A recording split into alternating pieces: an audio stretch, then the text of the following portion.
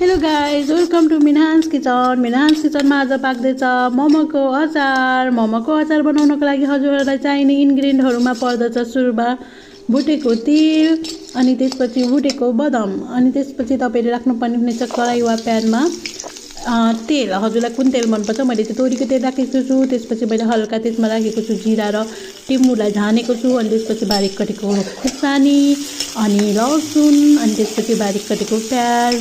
त्यसलाई एकछिन भुनिसकेपछि मैले त्यसमा राख्नेछु बारीक कटेको टमाटरलाई चाहिँ काटेर राख्नुपर्ने हुनेछ, प्युरी हुन लगाई। टमाटरलाई राम्ररी कट गरेर त्यसलाई मजाले गल्न दिने तरिकाले चलाउनु पर्ने हुन्छ। गल्नको लागि भनेर मैले एकछिन मै राखेको छु बेसार र नुन। अनि त्यसपछि मैले त्यसमा याद गर्नेछु। एकछिन गलिसकेपछि घरमा बनाएको मसला, हजुरहरूले हजुरको choice according to your taste हजुरहरूले राख्नुपर्ने हुनेछ मसलाहरू। मैले घरमै बनाएको मसला र थोरै मेरो मसला राखेको छु। अनि त्यसपछि मैले त्यसमा धनियाँ काटेर राखेँ। आफ्टर द्याट मैले त्यसमा एकछिन मजाले पाकेपछि टमाटरको टेस्ट जान्छ क्या, गनाएको काँचो टमाटरको टेस्ट जान्छ।